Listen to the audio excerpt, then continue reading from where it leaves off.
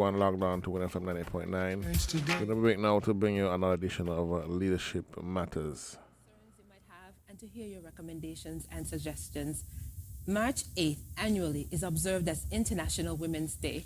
And as a part of the observance of that day, he has special guests who are joining him this evening, So the panel pretty much reflects that we are celebrating the contribution of women. His special guests this evening are Minister of Gender Affairs, the Honorable Eugene Hamilton, the Honorable Akila Byron Nisbet, as well as the Chief Executive Officer of the Dreamy Decor Group of Companies, Natalie John, and the first Vice President of the Business and Professional Women Group, also known as BPW, Lynn Bass. We're quite happy to have them here with us this evening, and I know that they will bring tremendous contributions to the program. I can't wait to hear what they each have to say, and I can't wait to hear what you have to say when we get to that stage as well. So as is usually the norm, we're going to begin our program with remarks from the Prime Minister, Dr. the Honorable Timothy Harris. Mr. Prime Minister. Thank you very much, Jackie. My fellow citizens and residents of our beloved St. Kitts and Nevis, a pleasant evening to you.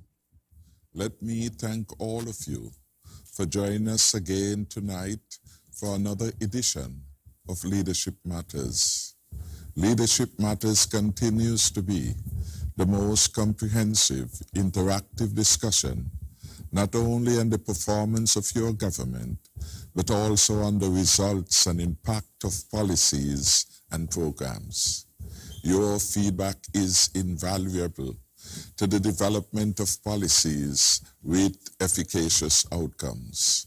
This is why I endeavor to make myself available for each episode.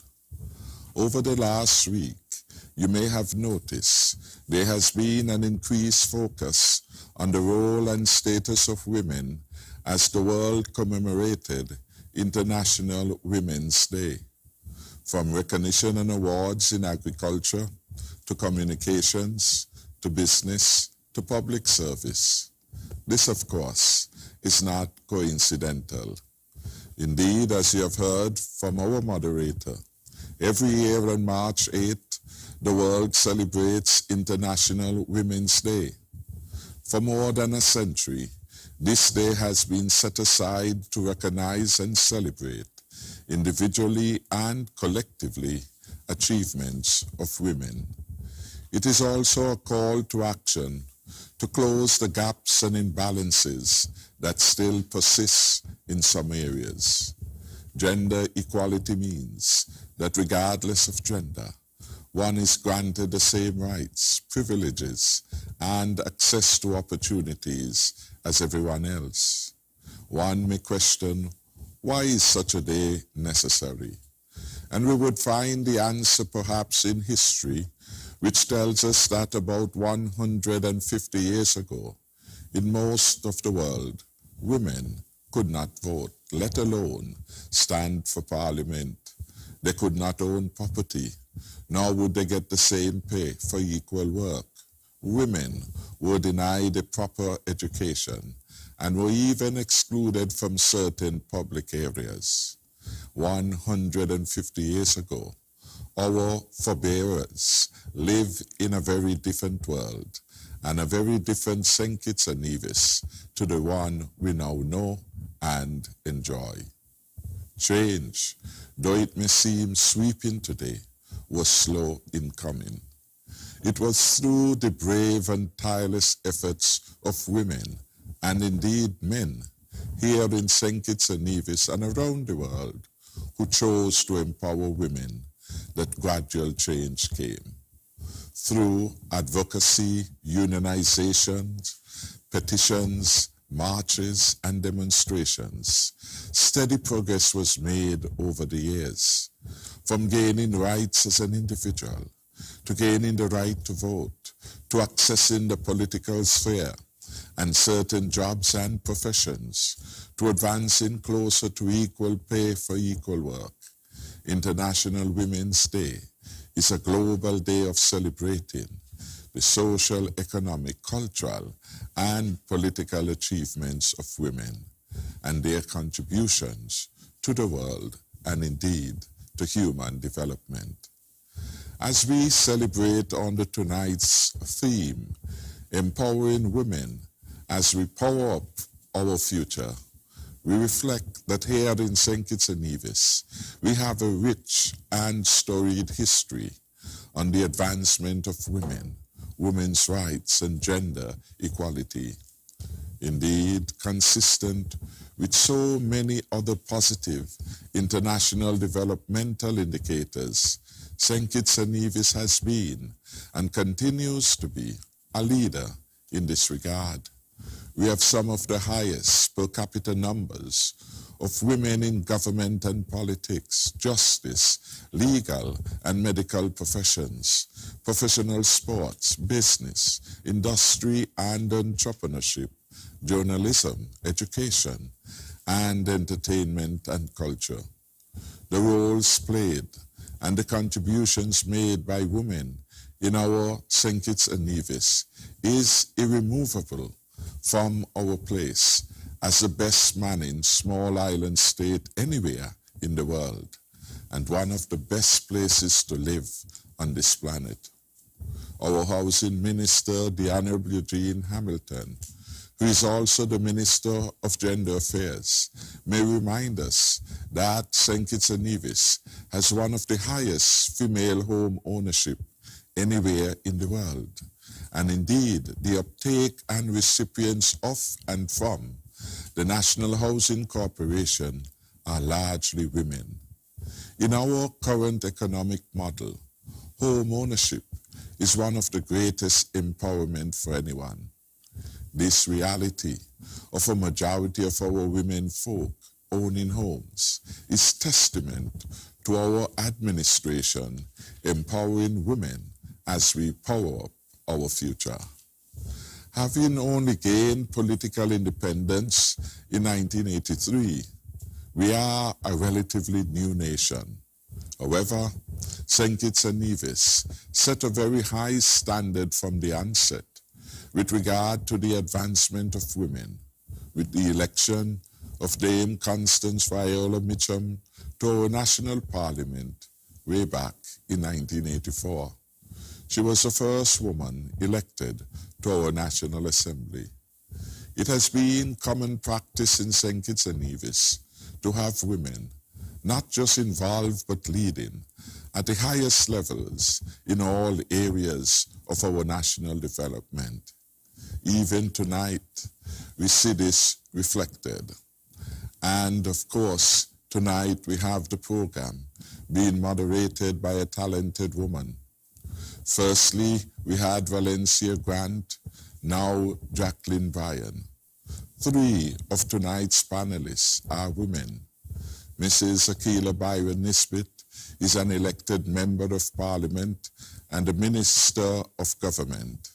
Miss Natalie John is an entrepreneur and board member of the Chamber of Industry and Commerce. Miss Lynn Bass is a corporate executive and first vice president of the Business and Professional Women. The influence and contributions of our women in society are far-reaching. We can highlight women and the roles and positions they have served or are serving in the greater development of our nation. We can mention just a few at the top levels of excellence and achievement in various socio-economic disciplines. I want to mention Mrs. Josephine Huggins, our Cabinet Secretary, Mrs. Hilary Hazel, our Financial Secretary, who successfully led the ministry through the turbulence of the COVID-19 pandemic over the last 2 years. The Honorable Akila Byron Nisbet, a Member of Parliament for Constituency number 3, and of course our Minister of Health. Miss Idris Lewis, designer of our national flag. The Honorable Hazel Brandy Williams, Junior Minister in the Nevis Island Administration. I must also mention the Honorable Wendy Phipps, our Senator and Minister of Labor, just to name a few.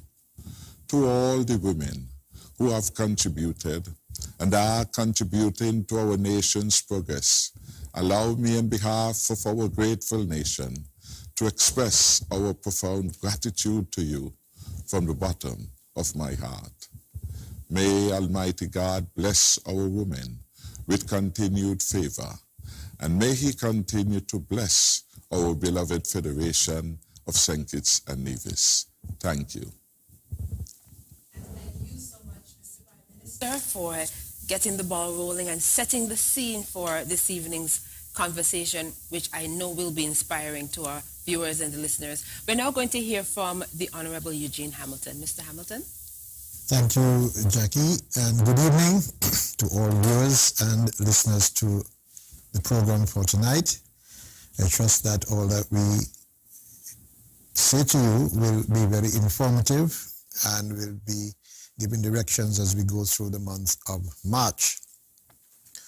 1 week ago today, Tuesday, March 8th, St. Kitts and Nevis joined with the international community to celebrate International Women's Day. As Minister of Gender Affairs, I greeted all women on that date under the theme, Gender Equality Today for a Sustainable Tomorrow. Of course, there was a sub-theme, #Break the Bias. And so I pause at this point to shout out, to acknowledge, to honor two women who will be 100 years this month. In fact, there is Miss Angeline Rivan Matthew. She will celebrate next Thursday, 24th March, 100 years at the church in Sandy Point. And then, of course, we have Miss Esther Harris of St. Peter's. She will celebrate 100 years on Friday, 25th March, which is next Friday. I should also celebrate with my own daughter, who is having a birthday today. I hope she's listening. The theme which I used last Tuesday, Gender Equality Today for a Sustainable Tomorrow, needs to be explained a bit, because Sustainable Development Goal number 5 declares that gender equality is not only a fundamental human right, but a necessary foundation for a peaceful, prosperous, and sustainable world. Gender equality refers to responsibilities and opportunities of males and females, irrespective of their sex. Our national statistics indicate that more than 50% of all households are headed by single mothers.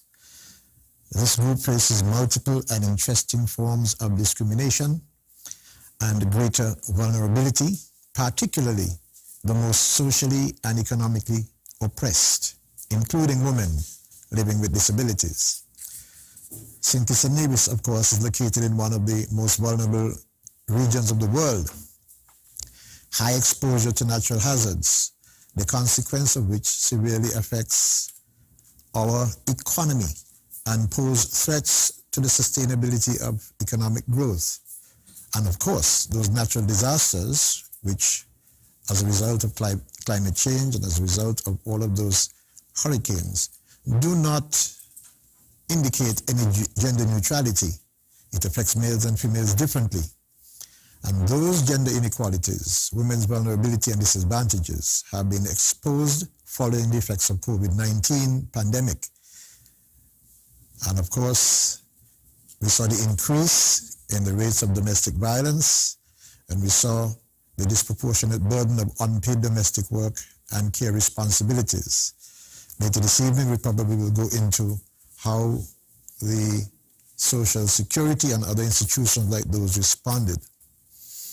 The Ministry of Social Development, however, and the Gender Affairs and its International Day Awards ceremony was held Tuesday as well, and we honored 6 women for significant contributions in the area of science, digital, blue and green economies, and COVID-19 response and recovery. Those 6 women are Dr. Marisa Grant Tate, Tessa Wyatt, Danielle Taylor Williams, Tricia Grove King, Miss Kerry Tuckett, and I think I missed one. Well, those 6 women. They were awarded last week for their contributions in the fields that I just stated. And this week, in fact yesterday, commenced an important session, an international session held by the United Nations. And that session is held every year, and this one this year will continue until the 25th. Our own embassy, our mission in St. Kitts and Nevis to the United Nations is gearing up to make a presentation during these few days. And it is expected that we will indicate to the session how, for example, the scaling up of the poverty alleviation program with $6.1 million spent assisted during the period of pandemic, of how 1,056 additional persons added to the program since the onset of the pandemic, of which 65% were women, how 3,050 new applicants were approved for the income support program, and approximately $8 million paid to beneficiaries. In addition, 157 families benefited from 390,500 distribution of disability support programs. A myriad of support programs were offered by our government, and it is expected that during the session, which ends on the 25th, that we will at least give to the world the program of our own government that assisted women during that period. Later this month, it will be on the 22nd, there will be an induction, if you will, into the St. Kitts International Women's Day induction of 8 women into the St. Kitts Pioneering Women's Exhibit.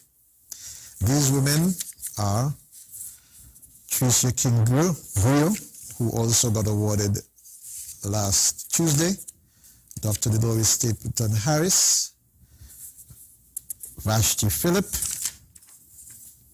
Diane Dunwood Francis, Patricia Walters, Louise Clark, Mrs. Giselle Matthews, and Cheryl Bass. It is our demonstration to those who have made contributions in their various fields, and they will be inducted into that program on the 22nd. I will pause, but I propose that there will be quite a few issues that will be covered, and I will allow my other colleagues to make the opening statement. Thank you so much, Mr. Hamilton. We're now going to hear from the Honorable Akila Byron Nisbet. Very much, Jackie, for allowing me the opportunity, and I also want to thank the Prime Minister for inviting me to be part of this very important leadership matters as we speak to and speak with women who have made their contributions within leadership roles within St. Kitts and Nevis. And as Mr. Minister Hamilton would have indicated just last week, we would have celebrated and recognized women for the role that the leading role that they play in our society for the UN's International Women's Day. During that time, we also recognize, as he would have pointed out, a number of women in various fields for the contributions that they have made to St. Kitts and Nevis. And I would want at this time to congratulate those women on their achievements and for the contributions that they have made, and to let them know that St. Kitts and Nevis is grateful for the work and contributions that they continue to play within our country. We are proud to say that all women should have a future that is sustainable, peaceful, and with equal rights and opportunities for all. For me personally, I continue to be amazed with the work being done by the powerful women across St. Kitts and Nevis, and women who, even in these uncertain times, continue to open their new businesses and continue to be leaders within their communities. And while we recognize the women in leadership across the world on International Women's Day, we must also remember the women in our own communities that are achieving an equal future here in St. Kitts and Nevis. Women who are taking bold steps in reshaping their own lives, their own communities. Women who are reshaping what we consider to be the ideal career paths and who are willing to speak their truth while doing this. I, for certain, am proud to be part of a government that is committed to true equality for women here in St. Kitts and Nevis. I would say that prior to the COVID pandemic, there were more jobs and more opportunities for women here in the Federation, particularly our young women. There were more women at work at a time than any other time in our recent history. Yes, COVID did set our economy back, but we are building and we are rebuilding strongly. And I must add that women are in sharp focus as we rebuild. This is evident in the ongoing Taiwanese-funded project, Economic Empowerment of Women, and this particular project provides technical assistance for women's employment and entrepreneurship and financial inclusion in St. Kitts and Nevis. The idea is to be able to support boosting the economy after the pandemic and maintaining social stability through strengthening women's economic empowerment. And I see these women day in and day out doing their various training and courses at the National ICT Center. I see them involved and engaged and happy to be a part of this. And I am certain that coming out of this project, we're going to see even more women in leadership role, even more women starting their own business, and women, as I said, being in the focus as we rebuild a stronger St. Kitts and Nevis. This year, as the minister would have indicated previously, the theme for International Women's Day was Gender Equality Today for a Sustainable Tomorrow. And according to the UN Women, the year 2022 is considered to be pivotal for achieving gender equality in the context of climate change and environmental and disaster risk reduction, which are some of the greatest global challenges of the 21st century. And it is their thought that without gender equality today, a sustainable future and an equal future remains outside of our reach.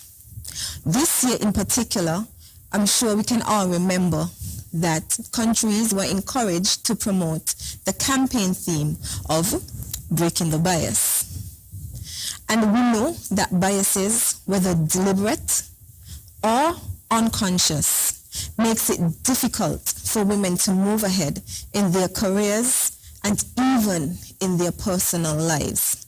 And so this campaign pushed and focused and had us consider biases in three main areas. They wanted us to think of a world free of bias, stereotypes, and discrimination. They wanted us to think of a world that is diverse, equitable, and inclusive.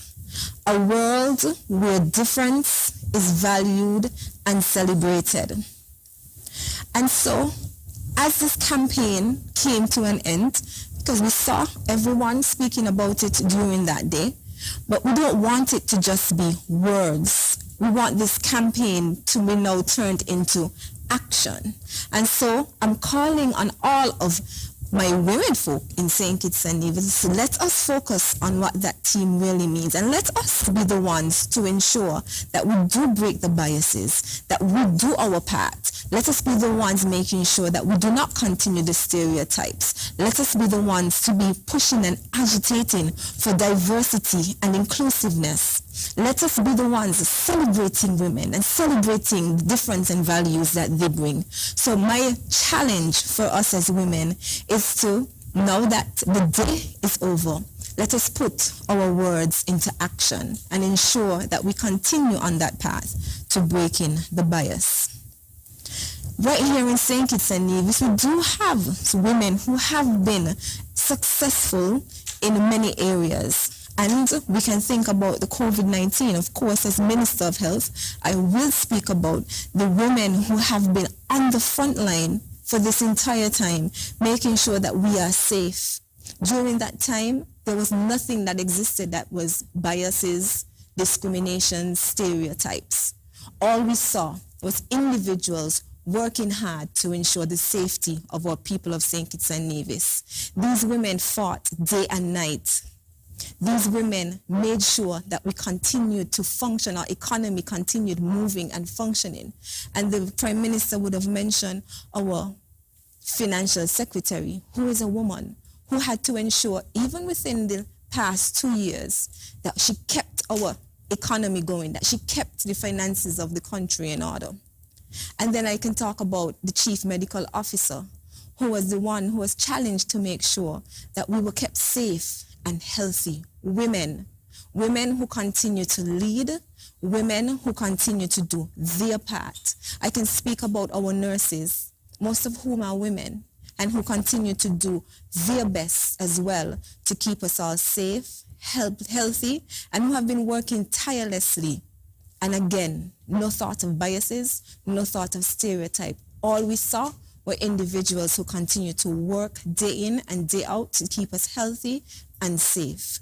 That is what we talk about when we talk about breaking the bias. Removing everything that makes us see women in one light and now seeing them as leaders, as the ones continuing to push us forward, as the ones continuing to keep us safe, as the ones continuing to keep our economy going and going strong. Well, we have made a start on creating a more equal society where everybody has the opportunities to succeed. There is still much more that needs to be done. As we look to build a stronger, safer future for St. Kitts and Nevis, we can only achieve this with the talent, the experience, and the ambition of our strong women here in our federation.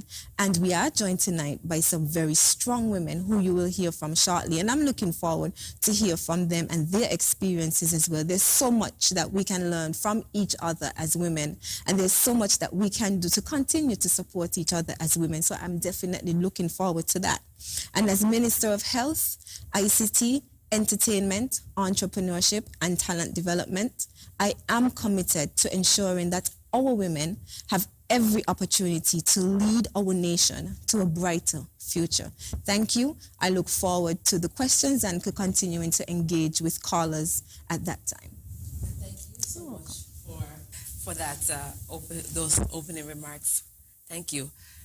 We're now going to hear from Mrs. Lynn Bass from the BPW. Mrs. Bass? Good night. Good night to fellow panelists and Vinodil. Prime Minister, it was a pleasure to be invited to be on your program. Thank you. I'll speak on Business and Professional Women International. I'll give you a history first of how it came about, and then Business and Professional Women International, also known as BPWI, is a worldwide organization of business and professional women with affiliates in over 100 countries. Its aim: to empower women to achieve their full potential and partner with employers to build successful workplaces. This is done through development sessions, mentoring women and girls, women advocacy, fellowship, fundraising assistance.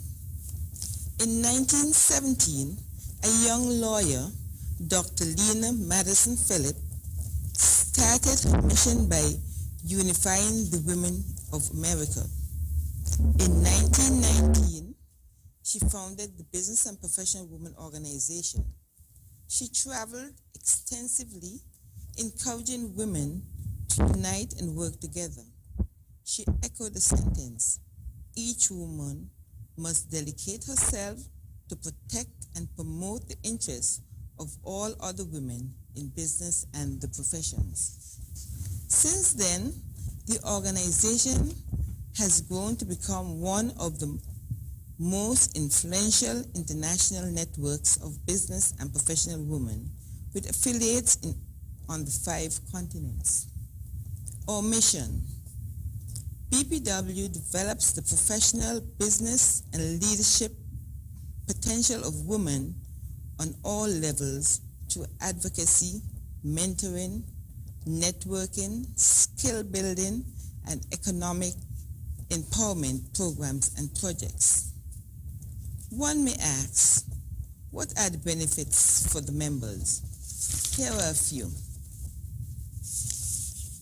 Leadership development, development worldwide, friendship and networking, participation in the UN conferences. Right now, the Commission on the Status of Women is happening in New York, and worldwide connection. BPW is structured to have inclusiveness among all the clubs.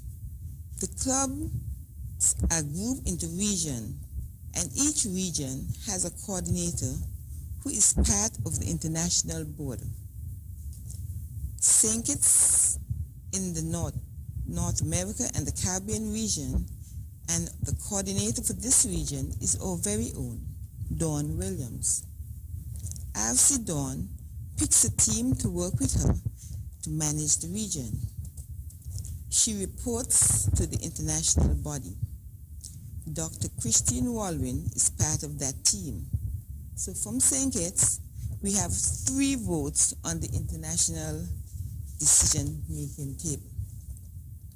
The local club started in 1975, headed by Miss Pamela Wall. She's still part of the club. The club went dormant for some years, but was restarted in 2012 and inducted in 2013. Since then, the club is very active and currently has 42 members. It is governed by constitution and bylaws. The members of the club are from various professions, and our skill sets are utilized based on the needs. Our BPW club is one of the organizations that lobbied and supported the return of young girls who were unfortunately in becoming pregnant while in secondary school. In the 1983 Constitution, provision was made for them to return to school and continue their education. This was in a project known as Project Viola. Also allowing single mothers in the civil service to return to their jobs after a pregnancy period. We spearhead many programs. Some of them are wellness clinics. These wellness clinics were done at health centers around the island. We partnered with the Ministry of Health in testing for cervical cancer, diabetes, high blood pressure, and HIV. These clinics were very productive as women who could not leave their work during the week, and Saturdays were the only day available, they were able to utilize these services. This project received an international award in Egypt in 2017. We also held a foot care clinic where we partnered with the Medical Association, Petron Newton, and the AVEC to have foot care clinics for senior citizens. This program started in 2019, but due to COVID, we had to place on hold. This we hope to continue, as one saw the satisfaction on the seniors' face after their sessions. As a Christmas gift to the children home, our club painted the dorms at the home. We will alternate by 1 year painting the girls section and the other year the boys section. Along with painting, we refurbished clothes closets and added shelving. We assisted families at home and in the region who suffer from disasters and destructions of fire and volcanic eruptions. We visit the female inmates at Her Majesty Prison to follow up to fellowship and offer gifts. Since COVID, and for security reasons, we gave gifts where we were unable to meet with them. On other occasions, we would visit the Grange, the homes of past members, to show appreciation for the work they have done before us. Mentoring. We mentor young girls and hold conferences and workshops for high school and CFP students. One such workshop was how to pin an interview. To execute these projects, our organization raise fund activities such as tea parties, moonlight soirees, breakfast, and many more. So I'm appealing to the general public to support these functions. The club realizes that some young ladies entering into the workplace were not properly attired. So we started a new-to-use sale, where we sold new or lightly used suits at affordable prices. This sale has since evolved to include clothing for the entire family. In BPW Club are known as affiliates and federations. Our St. Kitts Club is an affiliate because we have one club. A country that has 3 or more clubs is known as a federation. We are aiming to have 3 clubs by December of this year so that we can become a federation. In becoming a federation, we have access to more benefits from the international body. There is also a young BPW arm to the club. These are members under age 35. Each year, a young BPW is given the opportunity to attend a session at the UN. In 2019, Golda Franks was awarded a scholarship to attend Mission of Status on Women. Angelina Sukubob was young BPW representative for North America and the Caribbean from 2017 to 2021. She also received Power to Make a Difference Excellent Young Leaders Award. She's also part of the International Legal Task Force and on the committee that reviewed the Constitution. Every 2 years, each region holds a conference, and in January 2023, North America and the Caribbean Conference will be held in St. Kitts. It is the first time that this conference will be held in the OECS. One may ask, why in January? It is a good time for members from North America and Europe to get away from the cold. Many persons have already shown interest. As BPW members, we are guided by this. If our motive is right and we have faith, vision, and courage, accomplishment will come. Thank you. And thank you so much, Mrs. Bass. I'm quite impressed with the BPW. Okay. And I will hope that based on what you've said, a lot of people are now interested in getting to become members of the organization. I think you're doing amazing work. Thank you so much for that. We're now going to hear from Ms. Natalie John, who is the Chief Executive Officer of the Dreamy Group of Companies. Ms. John? Good evening, Dr. the Honorable Timothy Harris, Honorable Eugene Hamilton, Honorable Akila Byron Nisbet, Mrs. Lynn Bass, and Madam Moderator Jacqueline Barrett. Good evening. Thank you for having me on this evening's program, Leadership Matters. Today, March 15th, is being marked as Equal Pay Day for women. It is not a day to celebrate, as we have far to go to close the gender gap. I sit here this evening in my capacity as board member of the St. Kitts Nevis Chamber of Industry and Commerce, an organization with a long history in our federation, which was established in June of 1949 to serve the needs of a post-war, growing local private sector in an economy that was dominated by sugar for over 200 years. The Chamber is a membership organization of businesses and professionals working together with a mission to improve the standard and quality of life of all people within our Federation of St. Kitts and Nevis. We have approximately 132 members spanning some 18 sectors, of which 46% are either women-owned or led businesses. Our commitment to equal opportunity for all goes across genders. In this regard, we've been leading by example, where we have increased the number of directors' positions held by women.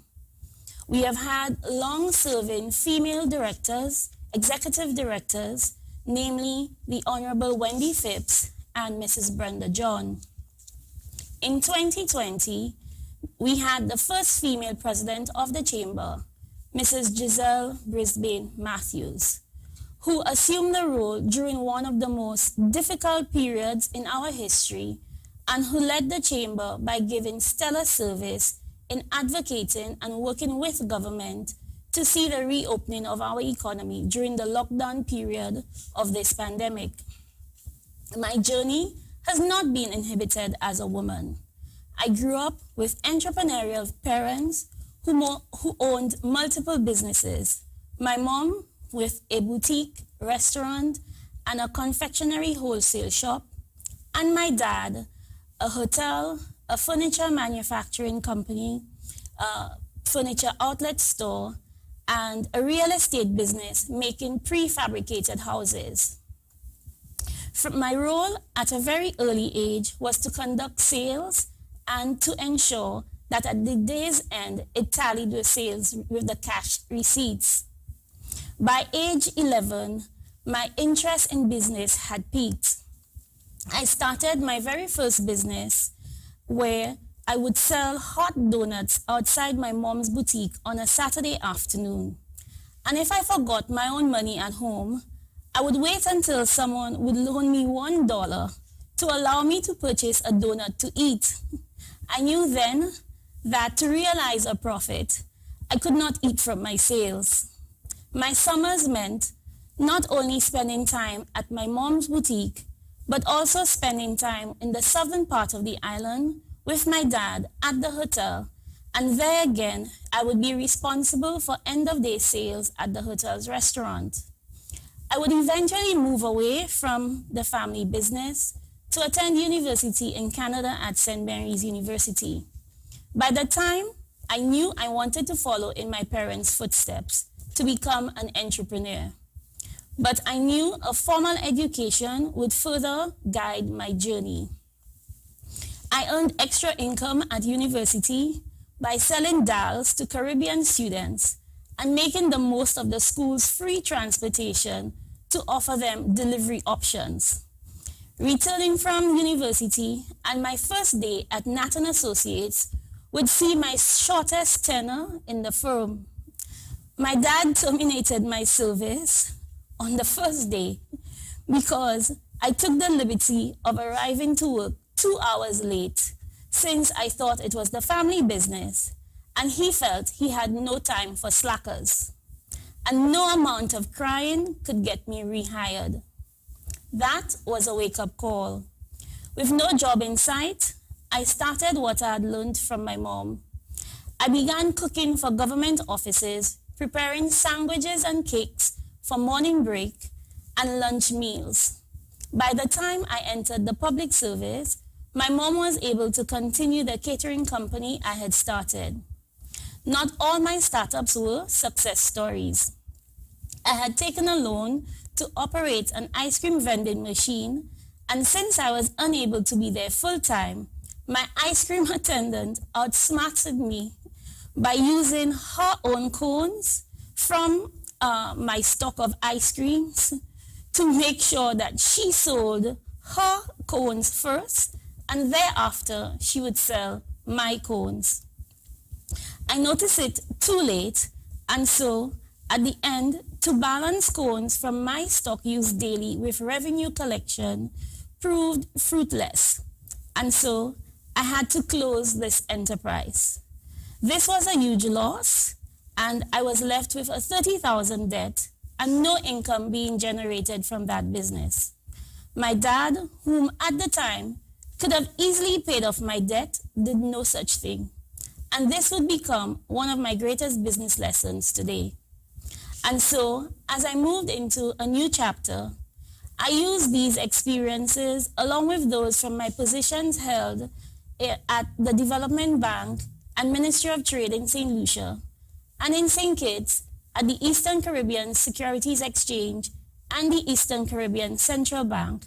These would assist me in developing my capabilities and managing my entrepreneurial journey. I started dreaming weddings with an idea and the opportunity to take that idea and grow it into multiple destinations, which I did with the grace of God. By then, I had learned to ensure that I conducted market research before I invested in another new idea. The internet at the time provided me with a level playing field as I was judged on my delivery of service, customer satisfaction, and not on the size of my office space or the number of employees.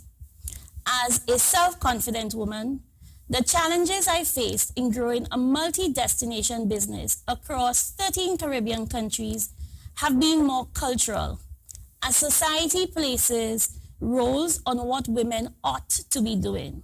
While I am happy to be a woman, I found that once you start making inroads into a male-dominated business arena as a woman, you are deemed aggressive.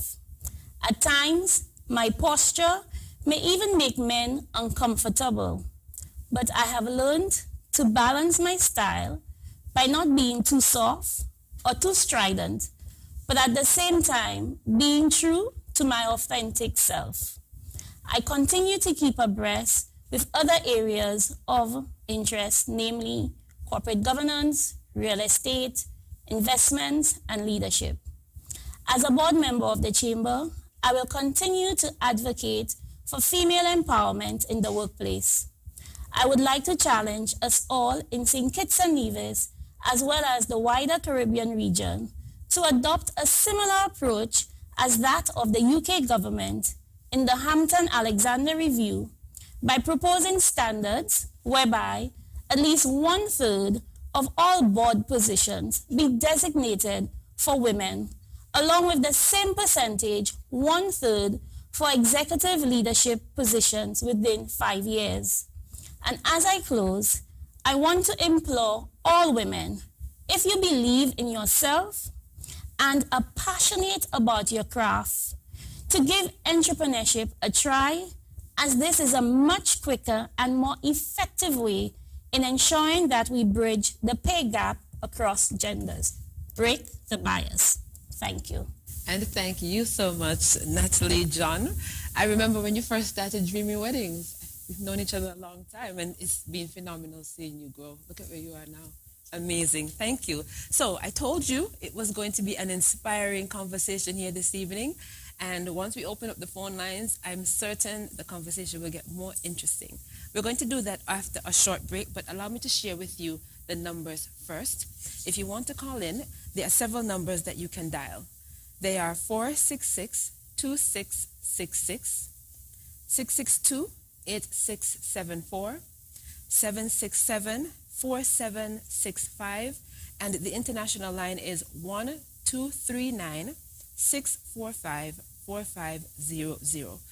Those numbers are listed at the bottom of the screen for your convenience. If you want to send a WhatsApp message, you may do so by using one of two numbers. The first one is 661-5683. That's 661-5683, or 660-7168. Sorry, that's 660-7168. And let me say it again just for good measure, 660-7168. So we're going to take a short break, and when we return, we're going to hear what you have to say. Stay tuned. Tips and advice to remember. Customers have certain rights of redress, that is, to have the item repaired, replaced, or refunded. Businesses can offer a credit note to customers, but they only have to accept it if they choose to do so. The company that sells you a product is solely responsible if it turns out to be faulty. Even if the product may not be under guarantee or warranty, you do not have to deal with the manufacturer. When buying second-hand goods, the customer should expect the item to still be in a reasonable condition for their age and price. Also, if the second-hand goods have faults, it should be pointed out to the customer at the time of sale. If other faults become apparent after purchase, the customer has a right to redress. A message from the Department of Consumer Affairs. Tips and advice to remember.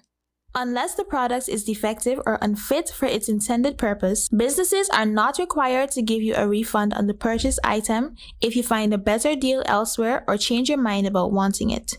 No exchange, no refund notices should not appear on signs, receipts, or communicated verbally. This rule also applies to items that are on sale. Never sign a blank contract that a salesperson says will be filled in later. Always keep your receipts, canceled checks, warranties, estimates, contracts, and instructions. They can be useful in problem solving if you encounter any problems with goods or services. A message from the Department of Consumer Affairs. The Consumer Affairs Act of 2003 and its application applies equally to media advertising, websites, catalogs, brochures, pamphlets, billboards and posters, point-of-sale materials and signs, statements made between the salesperson and the purchaser. The Act expects businesses to disclose all the information that they have about the item or service, especially where that information will be influential in the purchaser's decision-making.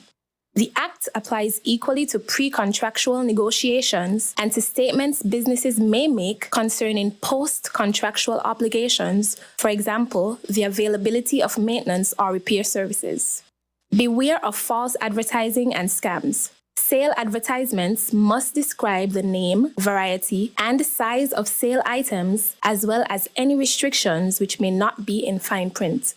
It is illegal to commit bait and switch and promise savings on items that aren't actually available when customers go to the store. The best rule of thumb for any offer is, if it sounds too good to be true, it probably is.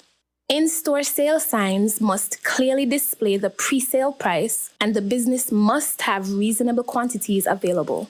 If a store advertises that it is having a specialty sale due to elemental damage or because it is going out of business, liquidating, lost its lease, or renovating, it must have a special sale sign.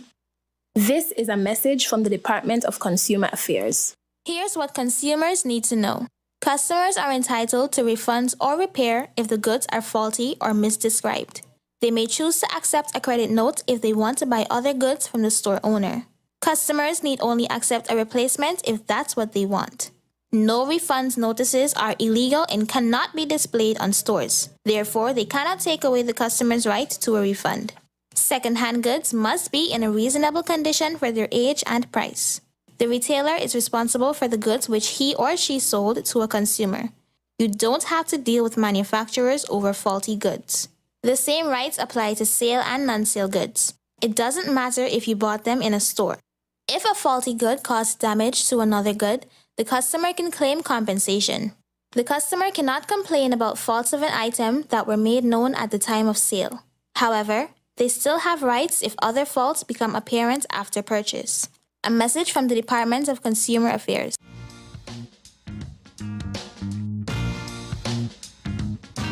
The Consumer Affairs Act of 2003 and its application applies equally to media advertising, websites, catalogs, brochures, pamphlets, billboards and posters, point-of-sale materials and signs, statements made between the salesperson and the purchaser. The Act expects businesses to disclose all the information that they have about the item or service, especially where that information will be influential in the purchaser's decision-making. The Act applies equally to pre-contractual negotiations and to statements businesses may make concerning post-contractual obligations, for example, the availability of maintenance or repair services. Beware of false advertising and scams.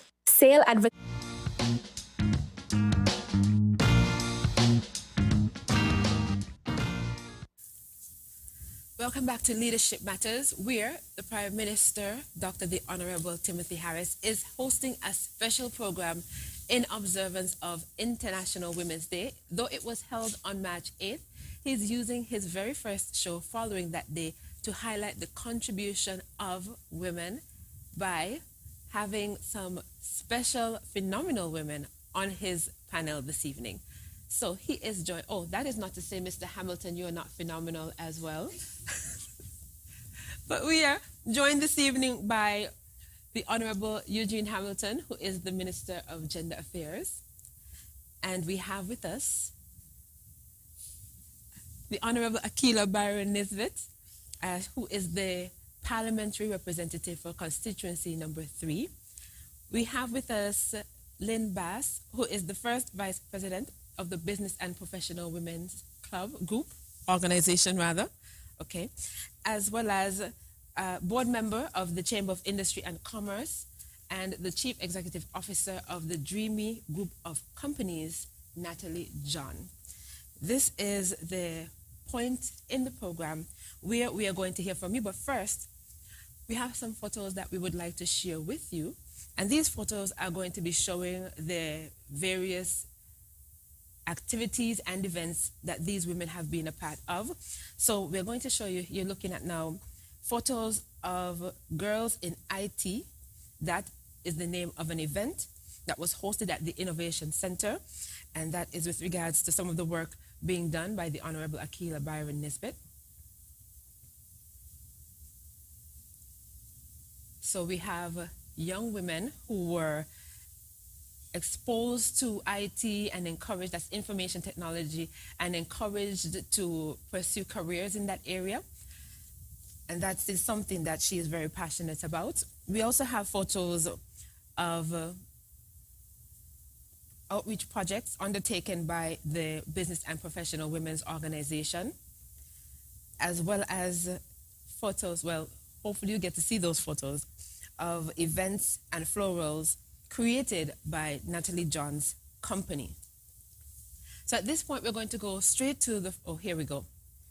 I believe this is the BPW, correct, Mrs. Bass? All right. And at some point, I'm sure we'll get to see it. But let's not withhold the calls any further. We know how much you want to get into the program, so we'll go straight to the phone lines and take our first call for this evening. Welcome to Leadership Matters. You're live. Hello? Hello, good evening. You're live on Leadership Matters. Okay, we'll take another call, and I'm hoping that caller tries again. Welcome to Leadership Matters. Good evening. Hello? Hi, good evening. Can you hear me? Yes. Okay, great. Okay, good evening, Miss Brian. Hi, good evening. And good evening to the head table. Mr. Prime Minister and Honorable Mr. Eugene Hamilton and Honorable Minister Miss Akila Byron, Miss Bass, and all the other ladies there on the program. I can't remember all of your name. But Prime Minister, I want to thank you for another Leadership Matters. And before I come to you, Mr. Prime Minister, I want to acknowledge 4 ladies in the Federation. And the first one is the CMO, Dr. Hazel Laws. The second one, Nurse Vinetta Henry. And the third one, Mrs. Sylvian Henry. And the fourth one, Officer Police Rouse. Those ladies have been standing very tall, and they've been carrying out the mission that they've been charged with. So I, culture, am highly commending them for standing up to their duty and their responsibilities. Now, Mr. Prime Minister, to you now, I have to give you kudos, because what I've seen in you over the years, and even up to the latest set of activity, that was so disappointed to the whole world. You followed the footstep and the teaching of Jesus Christ. When he was on the cross, he said, Father, forgive them, for they know not what they do. And you see, you go to church on every Sunday for years, even before you become a minister. And you have learned from the pastors, and you read the Bible yourself. And thank God that God inspired you to acknowledge that there is a God and a Creator who make all man. And you did not go to church to clean up the chairs and the benches with your pants. You go in there to give God praise and to worship Him and come out and to serve. And you did that, you exhibited that on Sunday.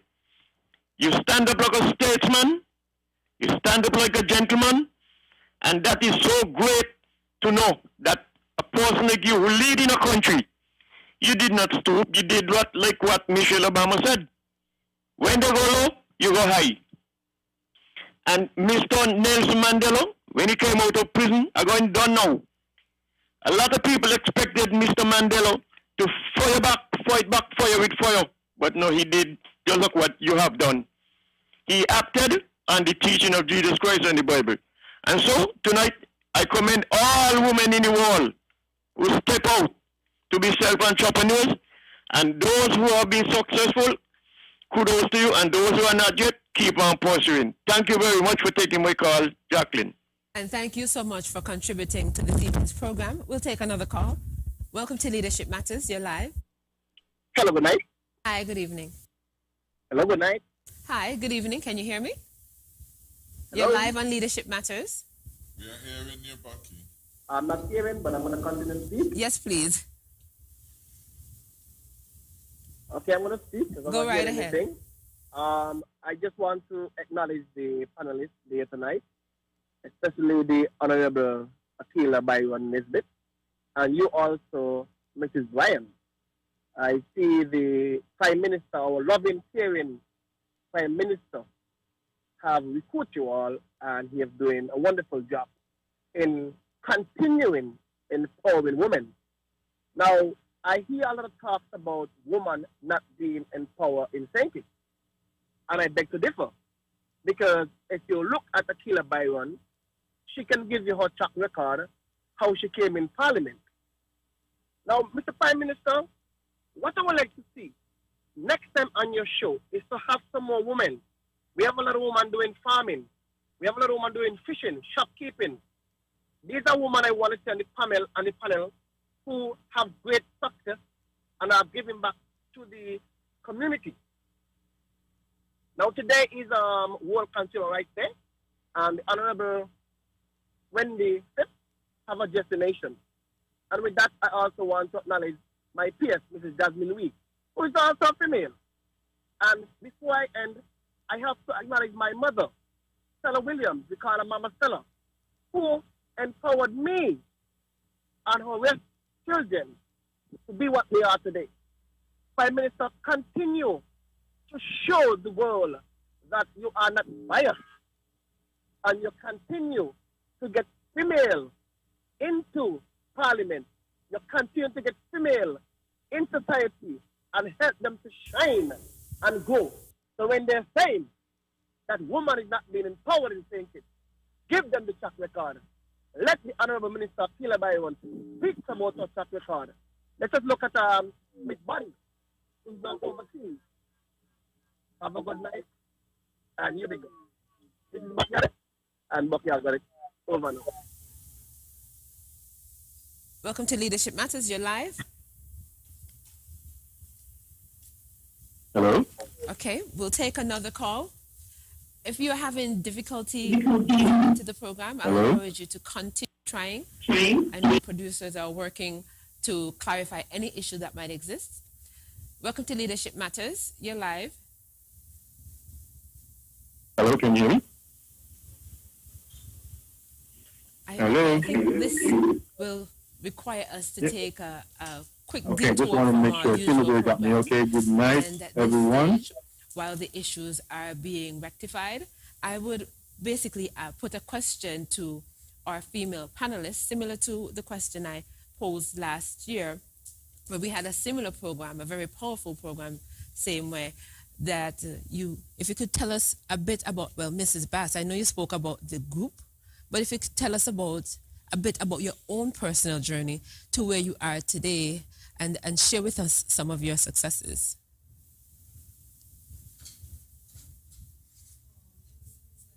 I always like banking. And in school, I focus on the financial subjects.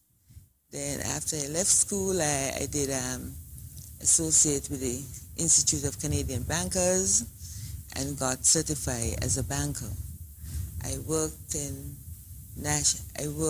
my first job was at SSMC in the finance section, and then I went into National Bank.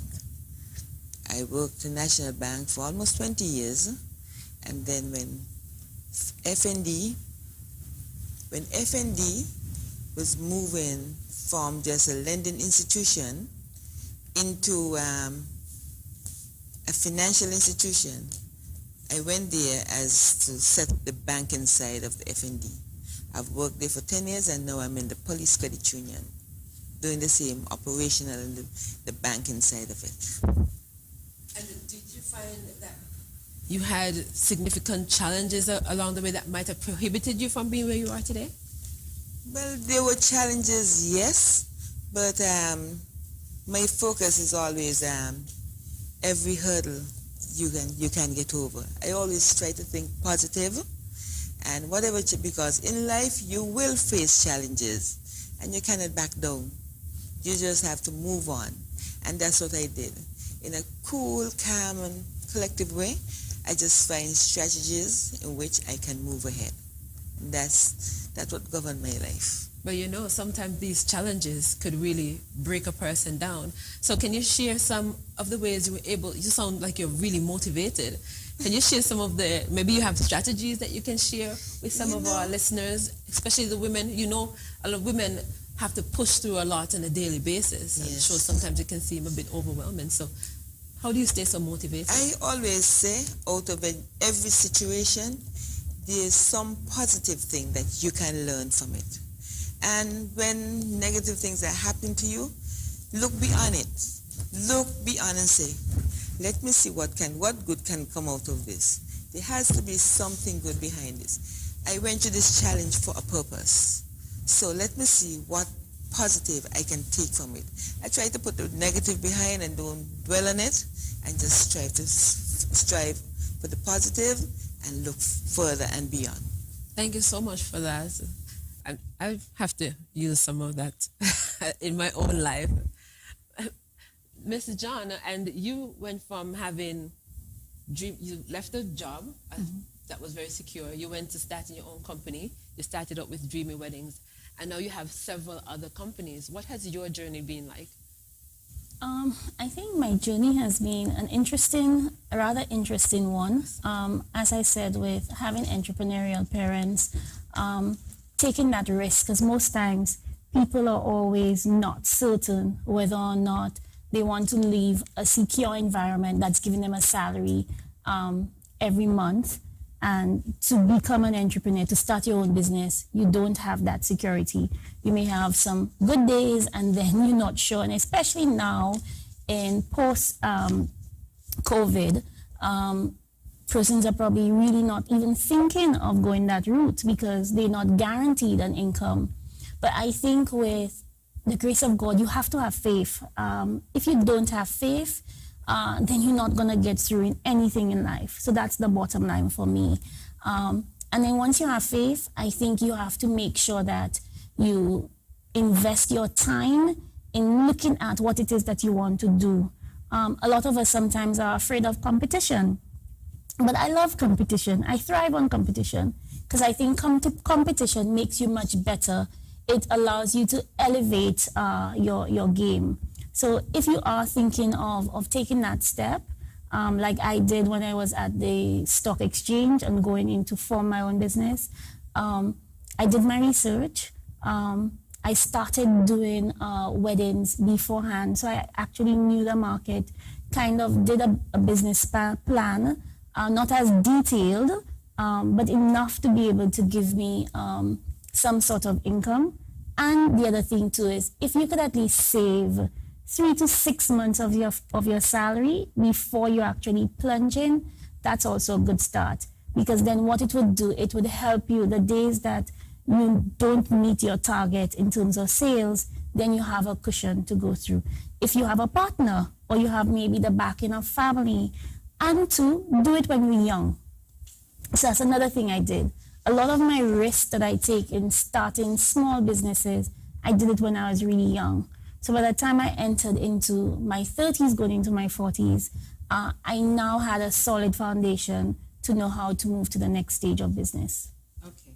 Thank you so much for that. I'm taking notes, ladies. And so we definitely have learned from what you have shared, and hopefully that will bring or help to bring success to the lives of others. So I'm told that we are ready to go back to the phone lines. Let me share the numbers with you again. 466-2666, 662-8674, 767-4765, and the international line is 1-239-645-4500. Welcome to Leadership Matters, caller. You are live. Good night, everyone. How are you? I'm fine, thank you. All right. My name is Tuckett, Director of Communications for the People's Labour Party, PLP.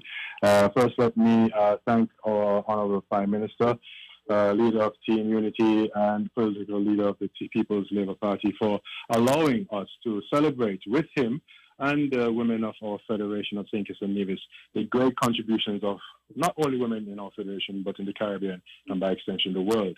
As we all know, this year the theme is gender equality today for a sustainable tomorrow.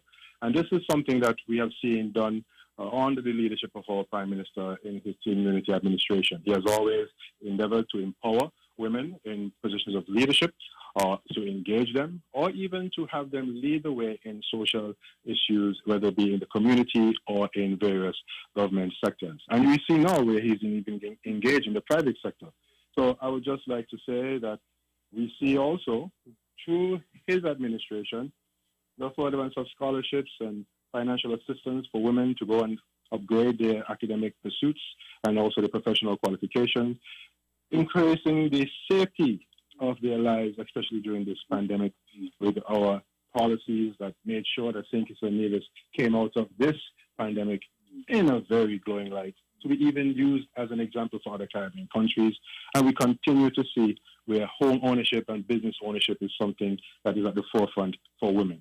So again, it's just a matter of congratulating our Prime Minister, congratulating the people who are indeed working to ensure that women continue to have a prominence in our society. And I would just like to say, to congratulate you, Jackson, for doing a great work on this great program that we see weekly on Tuesdays.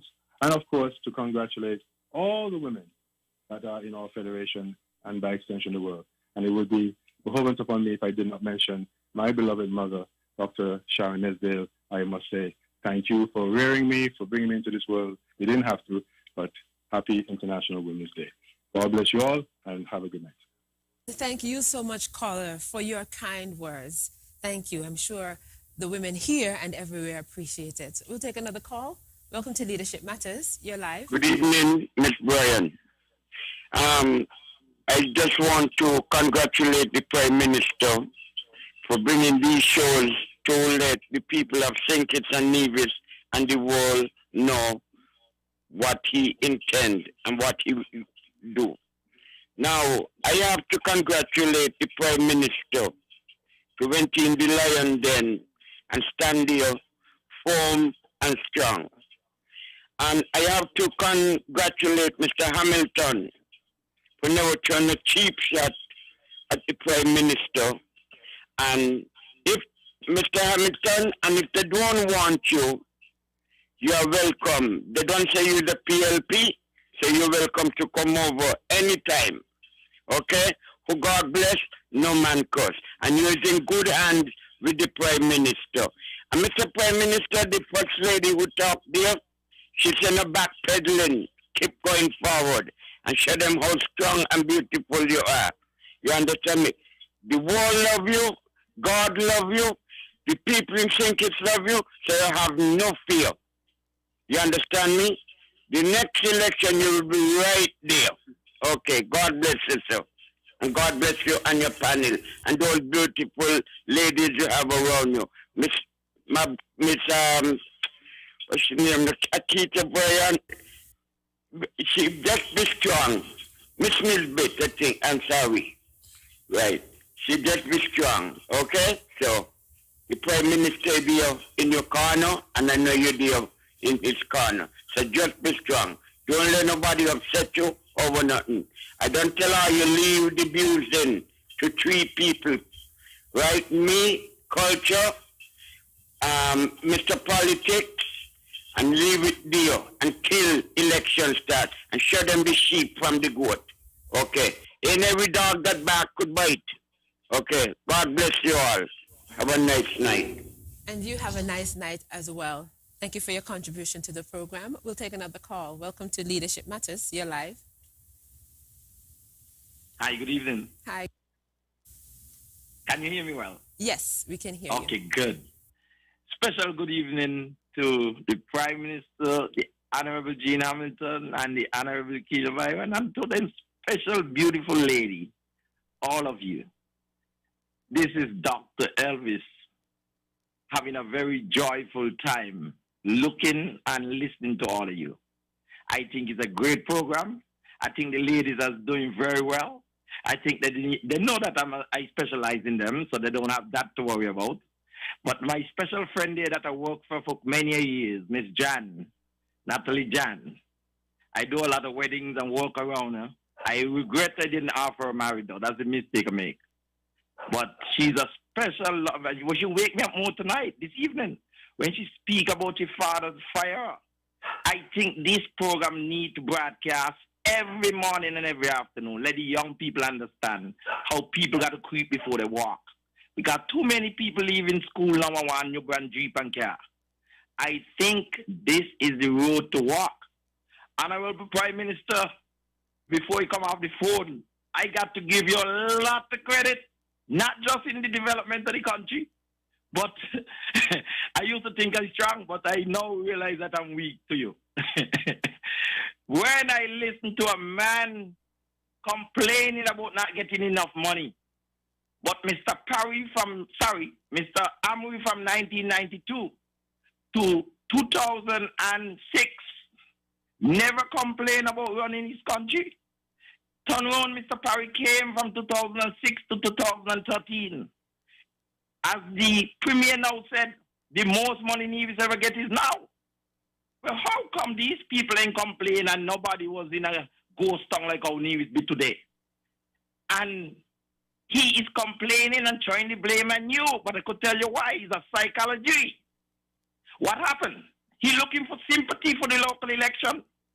So what he's doing now is to make it look like the leader of the country holding back his money while he can't get things done in Nevis. But it ain't so. It's a way to protect himself because of his weak spending. You see, not everybody come a minister. The portfolio that they deserve to be the senior man.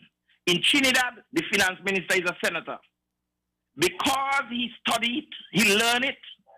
A lot of people don't understand that and see it in other countries. Being an elected member don't mean you must be the senior minister in a portfolio, in a ministry. If you're not strong in it and you're not great in it, make up in your mind to be the minister for something else, or the person can run the affairs and make you look good just like a permanent secretary.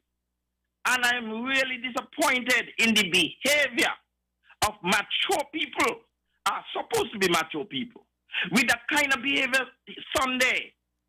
I mean, I never in the history from 1980, when the People's Action Movement formed the government on the 19th of February, I was about close to 16 years old. I was like 2 months short. And I got a great experience about the going over Nevis and the 2 members from Nevis, Stephen and Daniel. And I'm disappointed when people can support wrong to insult the police. And instead of the ministers and them say, no, apologize in the morning, no courthouse business need to be involved, not with the minister. Why? Each person that elected by the people in a country, and also who is nominated as senators and speaker of the house, must be saluted by the police. If they're in uniform, with their hand up in the ear from their cap, by their head. If they're in plain clothes, they got like full attention, both hands. That is the salute I wear for the police. And I grieve my spirit in my house. To listen to that, the police protecting your house in the night with rain anytime, any report. And up to today, you're not hearing people encouraging the ministers to let us go forward and apologize to the police all year clock. That should have done 2 months ago.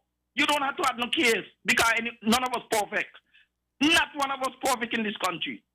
I went on to OTI sometime in August about 2 years ago, and I was disappointed with something and I went on. They try a case in tourism behind my back. Mr. Grant and them, and give me a full month suspend without work. They send a letter to Oh, sorry, got cut. I was trying to get your attention to ask you to get to the end of your presentation, your contribution rather, so that we could take some other calls. We already had some technical difficulties. I appreciate your contribution, but we want to take as many people as possible, seeing as we lost some time because of the technical issues. But thank you so much for your contribution to the program, and I know that you made the ladies here on the panel this evening feel extra special tonight. We'll take another call. Welcome to Leadership Matters. You're live. Hello. Good. Okay, I'm told we don't have any additional calls. So thanks to all the persons who have called in so far. Remember, we can still take WhatsApp messages. The numbers for those are, we have 2 numbers. So those numbers are 661-5683.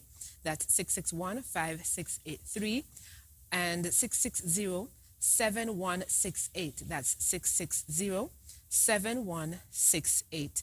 I didn't get to ask Ms. John if you could give us a description of your businesses. I know we spoke about Dreamy Weddings and I made mention of the Dreamy group of companies, but what are the companies?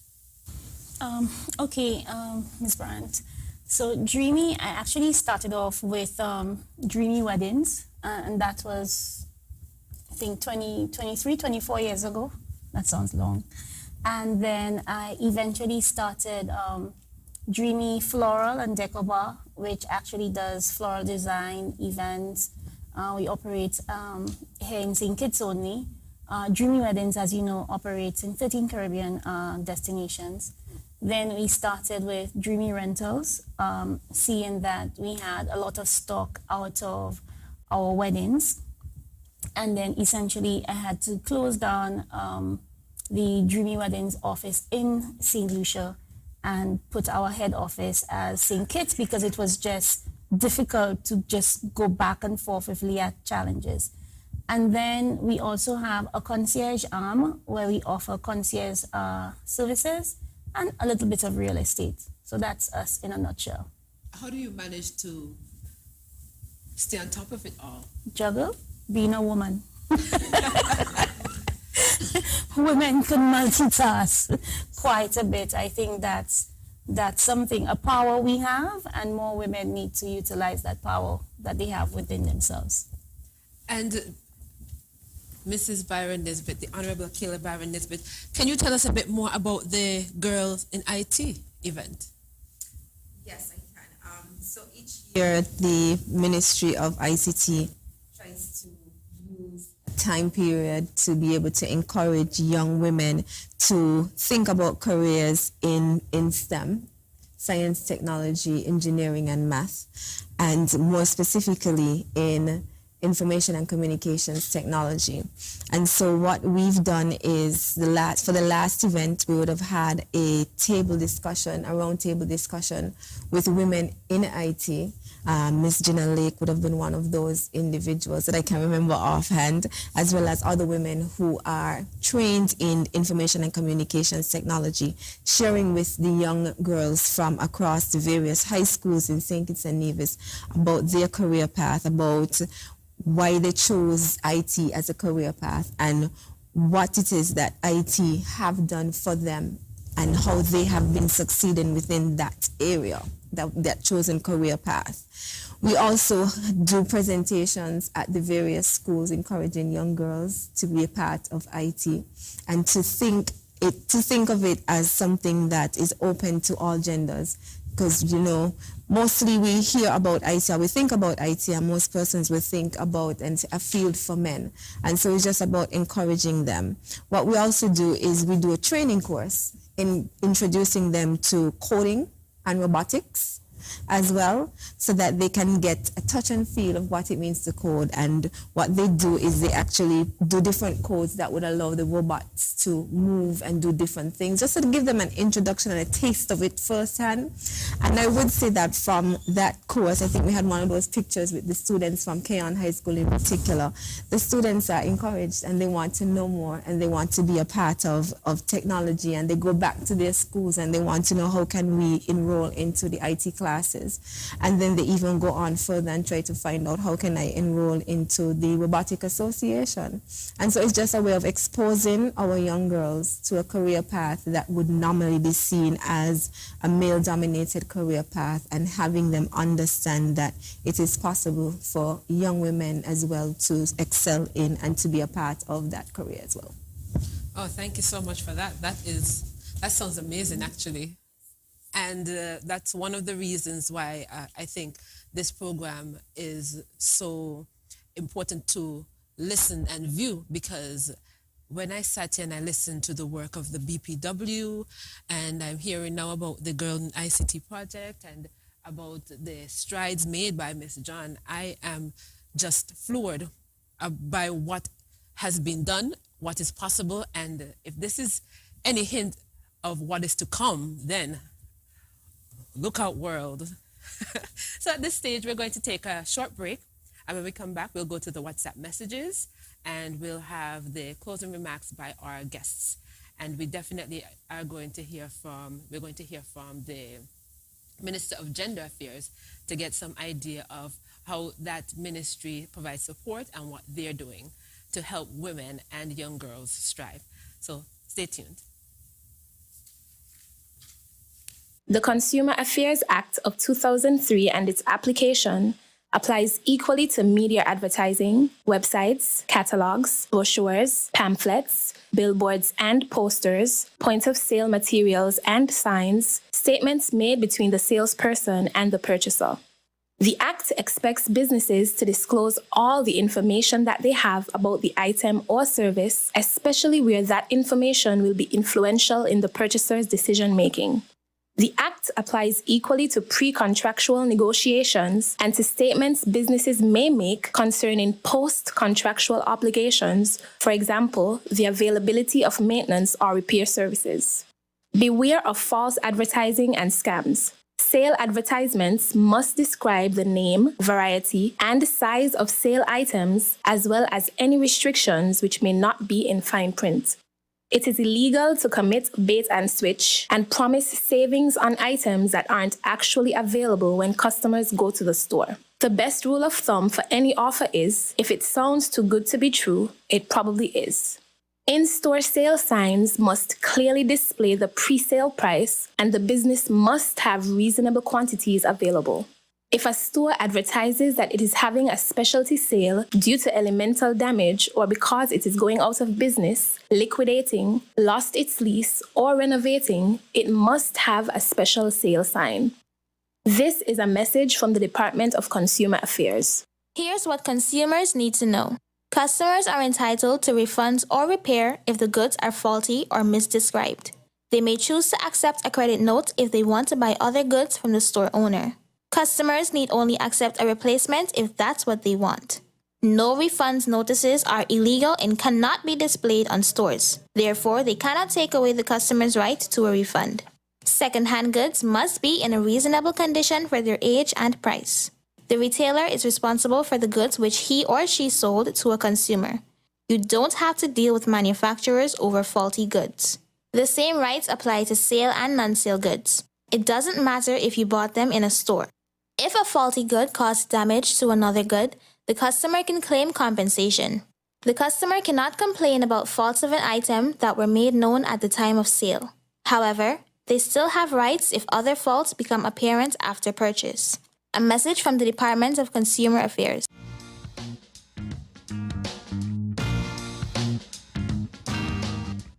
Tips and advice to remember. Unless the product is defective or unfit for its intended purpose, businesses are not required to give you a refund on the purchased item if you find a better deal elsewhere or change your mind about wanting it.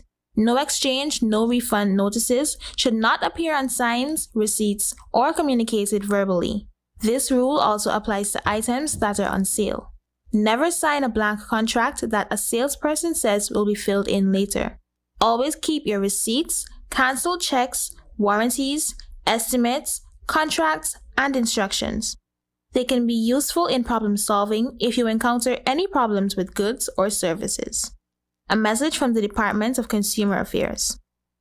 NHC ePay is our online payment platform that allows you to make payments directly to NHC, get access to your account balance, have access to your payment history, and interact with our customer service department through the help desk feature.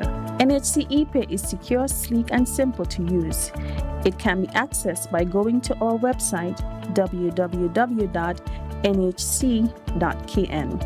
using your mobile phone, tablet, or desktop and clicking on Pay Online. For our existing customers who wish to make payments online, the process is simple. Sign up for ePay. Provide your address and contact number.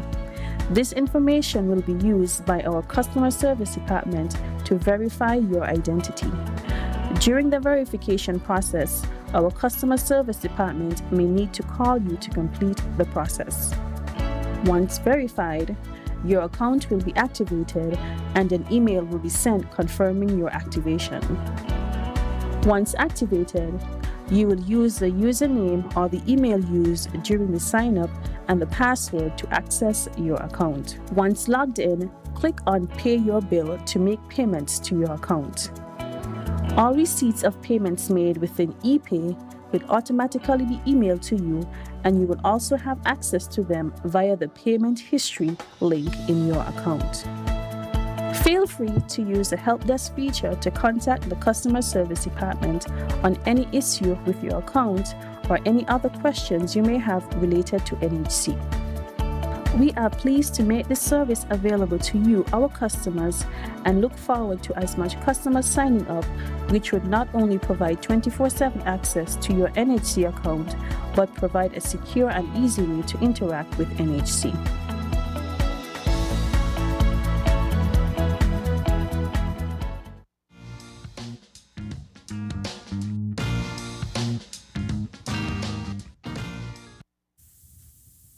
Welcome back to Leadership Matters, which is hosted by the Prime Minister of St. Kitts and Nevis, Dr. the Honorable Timothy Harris. And this evening, his special guests are Minister of Gender Affairs, the Honorable Eugene Hamilton, the Honorable Akila Byron Nisbet, First Vice President of the Business and Professional Women's Organization, Lynn Bass, as well as Board Member of the Chamber of Industry and Commerce and Chief Executive Officer of the Dreamy Group of Companies, Natalie John. And this program is a part of the celebration of International Women's Day, which is observed annually on March 8th. The program this evening is being held under the theme Empowering Women as we Power Up Our Future. And from what has been said here tonight, I think, the power is going to be way up when we get into the future, because we're doing such amazing things right now. And Minister Hamilton, at this stage, if you could just share with us some of the support services offered by the Ministry of Gender Affairs and what's being done in that area for women and girls. Thank you, Jackie. And I suppose I can also reference the question as well that was sent by WhatsApp as well.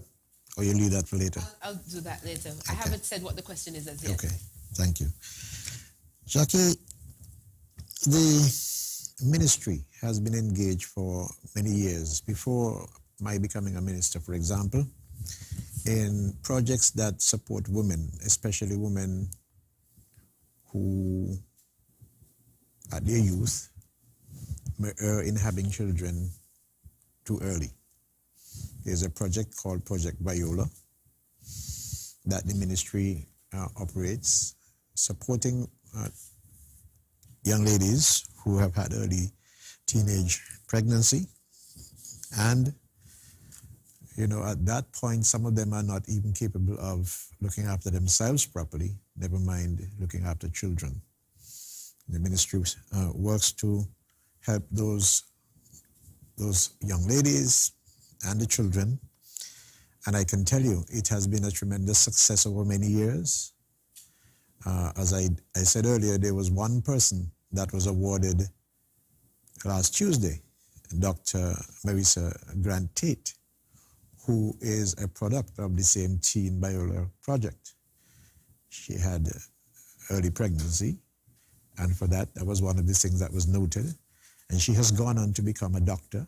She has gone on to become the major oncologist in our country. She has gone on to start oncology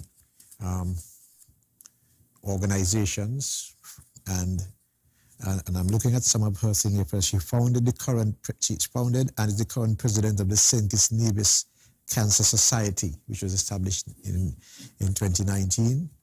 She, in 2020, co-authored a book, co-authored a practical approach to the management of cancer patients. When you look at where this young lady has reached from that period where she had an early pregnancy, I have to give credit to her, of course, but certainly to the Teen Biola Project. She has been recognized by PAHO and offered, positions that are supportive of the work of WHO and PAHO here in St. Kitts. So I mentioned that as one. There's several of them, the Teen Biola Project, and the ministry continues to cushion the blows that those young mothers are going through so early in their life, and it works. Of course, they continue to work with young people, especially those at risk, to ensure that, especially while they're at school, they give them the support. And while I'm speaking about young people, while this has been heavily skewed towards women, we're finding that boys are now in that same category, and so we have a boys mentorship program that does similar work for the men. And remember, I said boys because gender is not all about women, it's men and women as well, so I make that distinction. They work with persons in prisons, especially women in prison, who may have children, and help to get them things to go back to school, these children to go to school, help them to meet their children once or twice a year and share at least a lunch, a meal, and celebrate their family. And these, of course, are sometimes sponsored by places like KFC and Cajola Cristada, one of the chief sponsors, and a Time for Us Foundation, Scott and James, and of course his wife, and others. But they do work with the women who may be in prison so that they can help them and their children through the trauma that is going on in their life. Some of them who really cannot cope with being in prison and not even being able to come out. Like men sometimes are able to come out and maybe do work around the place and get some other fresh air. Women don't normally get out of prison, and that's one of the beauties of this program. And of course, we have said, and I said it earlier, about gender-based violence, and the ministry works with Marisa Hobson, for example, and Taliba Byron to provide pro bono services to women who are in that position and need services to take their matters before tribunal or court, if that matters. We've signed an MOU recently with the Garden of Rebirth, which is on Market Street. Garden of Rebirth is an organization set up to house battered, if you will, women under that kind of stress. I know that the ministry has been able to provide at least one person so far for a period. It is encouraged that when you're having any challenges in your home environment, don't stay there and take it, because it could end up in tragic events, tragic circumstances. So you're encouraged, you can move to someplace, some shelter, protection. The ministry participates in that and get people housed in that in better conditions.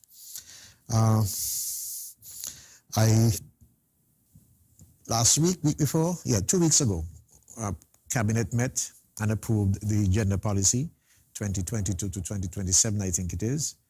The policy has been approved by the cabinet. The next step will be to put it on the table in the parliament the next time we meet.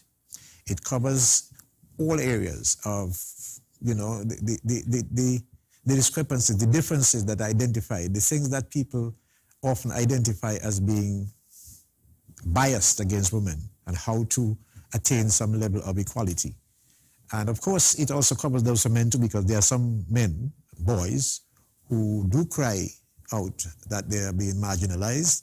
It covers those areas as well. It's a very important document, and in fact, I'm encouraging the ministry to have a launching of it, public launching, so that it can be discussed in the public.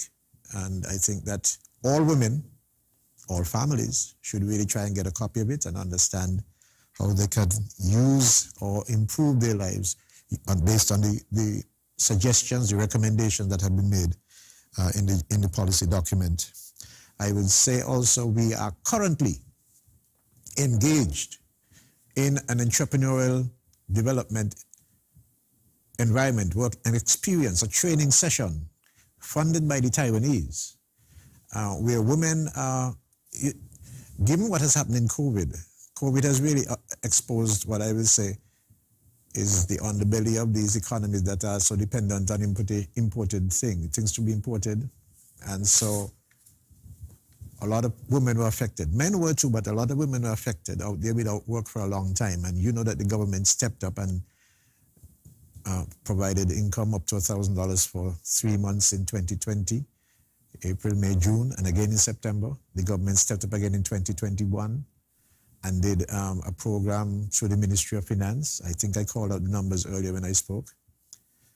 But the Taiwanese have stepped up, and there's a program of training taking place now. Right now, we have done 2 cohorts. I think there's another cohort going on now, which should end in a couple of days, by the 7th of next month, I think.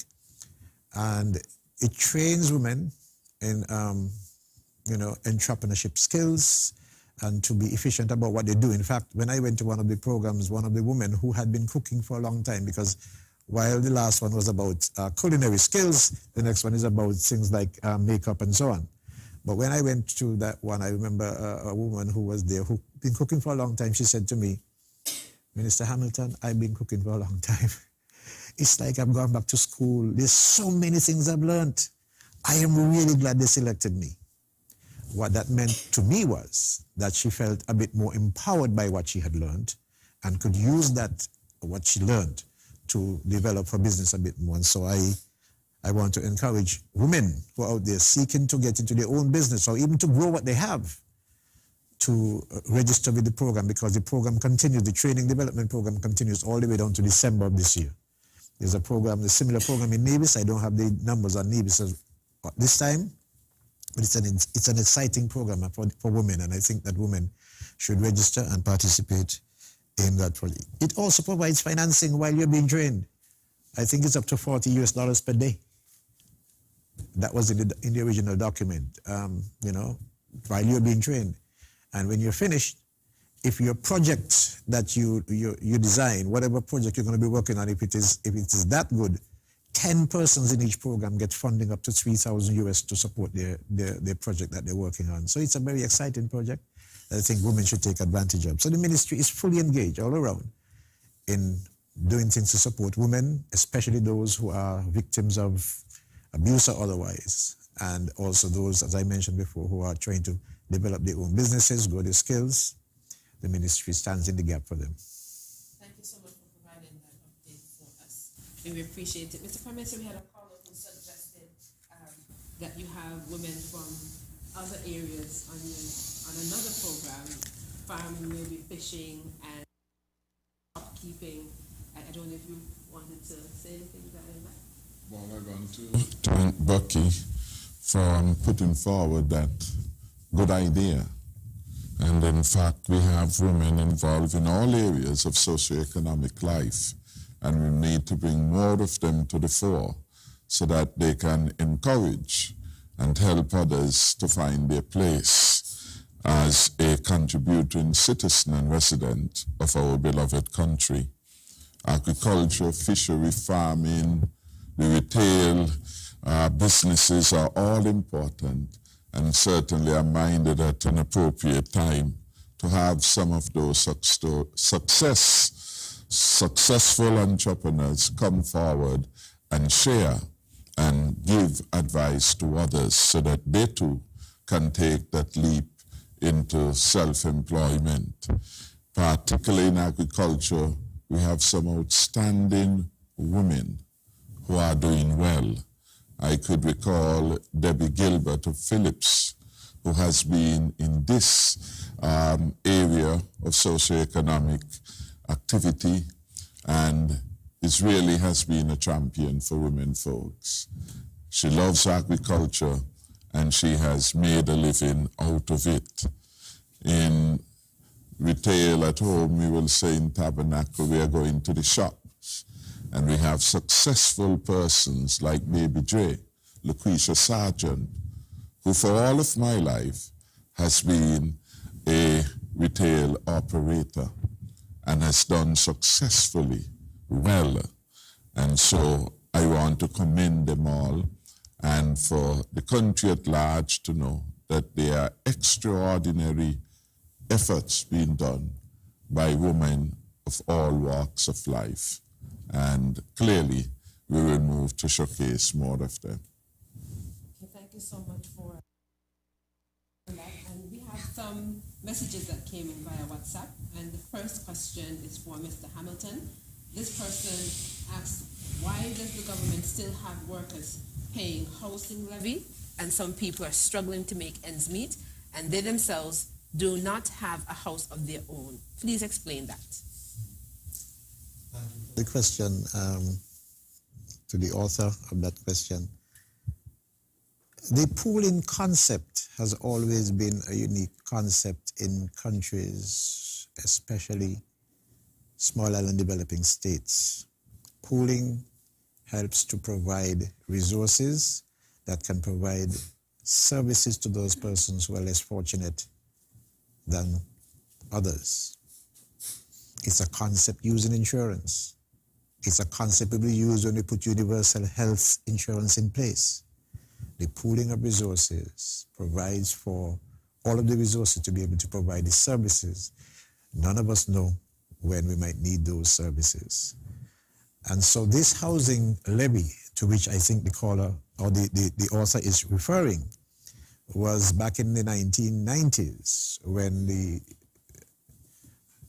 social services levy was amended to be called, I think it's Housing and Social Services Levy. And what happened was that the contributions of individuals went to 3%, and so too did the employer. So there's a 6% which comes in as revenue from Housing and Social Services Levy, which has been there since the 1990s. The question the caller is saying, why do we continue to collect that social services levy? And as you put it, people are hurting. And the truth is that the government has responded to people who are hurting in so many different ways. I mean, introduction of PAP is unprecedented. I don't know any other country in the region, maybe in the world, that has, stood up for its citizens so and decided, look, if your household income is $3,000 or less, we will provide you $500 a month so that it can cushion some of that financial strain that you might be under. And there are thousands of persons who are benefiting from it. I hope that the person who wrote this may be one who might be benefiting from it as well. That is one of the ways that we provide for persons who find themselves under stress. The scholars seem to be saying they're under some kind of financial stress. And if you are, that is one way to get some relief. But the concept, again, if we go back to that concept, for pooling to build houses for persons is something which has helped thousands of persons. While I didn't work with the figure, not anticipating that particular question, I know it is well over 3,000 persons who have got homes built since this program has been in place, since social services levy, is you call it not social service, social housing and social services levy is in place. And we continue to build. The government has stepped up this year to provide another $10 million for housing, which means that some 100 or more persons will benefit from housing because the government provided $10 million. Now, this $10 million did not just jump out of the air. Housing and social services levy is someplace you could at least say, well, we can take $10 million and provide housing. Next year it might be more. I mean, one does not know. So I don't think that we should look at the payment of the levy as a negative. We have to look at it as the positive, the good that it has done and will continue to do.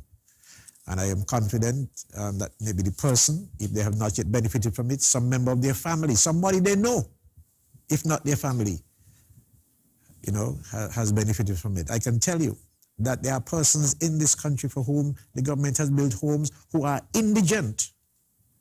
They really just can't afford it. I have a guy right now sleeping under a breadfruit tree. I have to find something to put him in. After all, I can't ask him to give me the money. He doesn't have it. And the pooling concept is one of the things that helps us to provide such services. And I would trust that the caller will feel that he has contributed or she has contributed to the well-being of somebody who is less fortunate than he or she is. After all, Matthew 25 calls upon us to do things for those persons who are less fortunate than us. That particular chapter which I described is the chapter of the parables. Speak to it. When people are hungry, you feed them.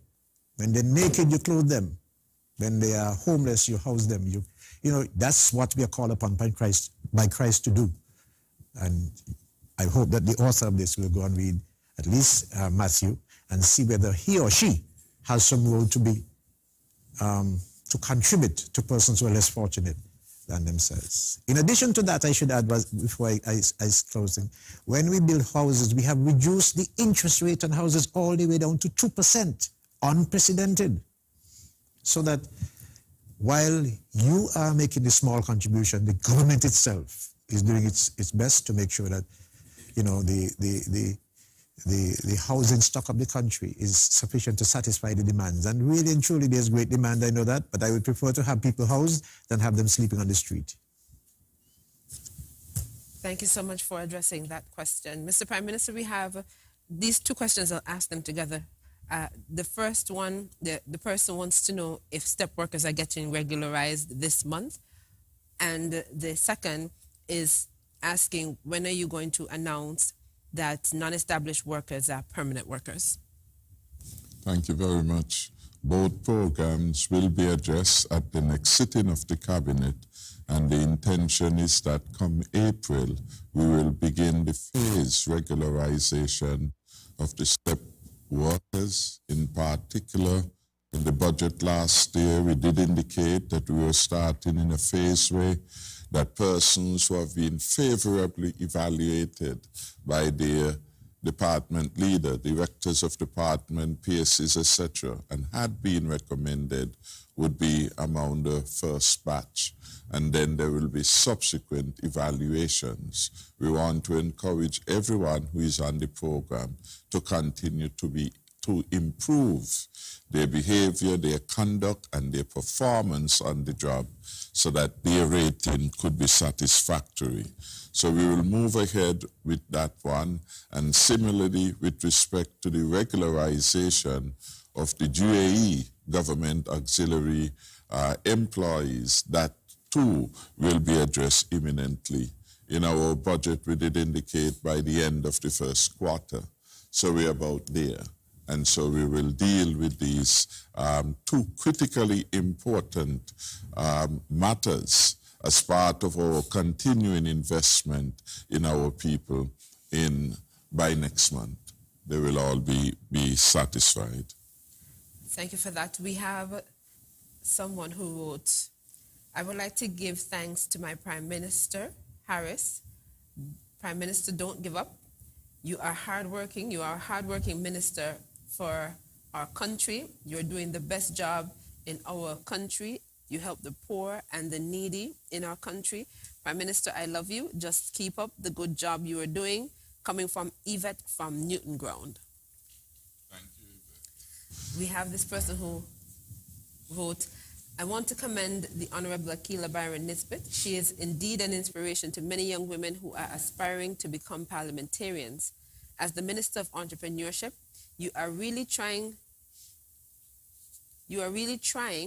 seeing it's a new ministry.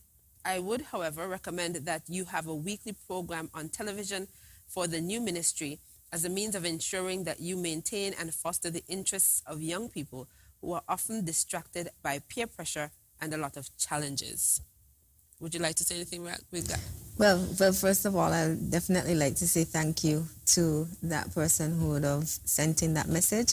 And just to add that we're doing it even taking that a step further in terms of a weekly TV program, and we will be launching More TV, which will be a channel dedicated to the creative sector and entertainment in St. Kitts and Nevis. And of course, we will have opportunities on that channel as well to be able to discuss ways in which persons can continue to develop their entrepreneurial skills within the creative sector. So thank you for that thought of one of the programs that we can put on the channel, but stay tuned when we do launch the Moment TV channel.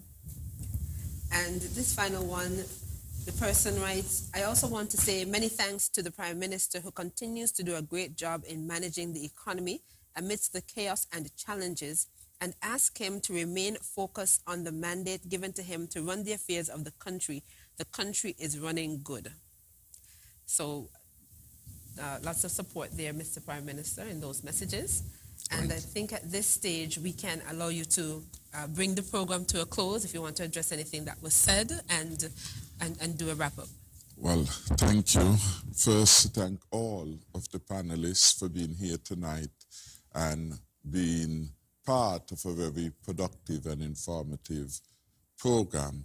I want to commend ministerial colleagues, the Honorable Eugene Hamilton, our Minister of Gender Affairs, for his participation and contribution, the Honorable Akila Byron Nisbet for her participation and contribution, and of course Natalie Jan and Ms. Bass, to say thank them, come in and share their perspective as women who have been involved in private sector engagement and are themselves inspiration and role models for others.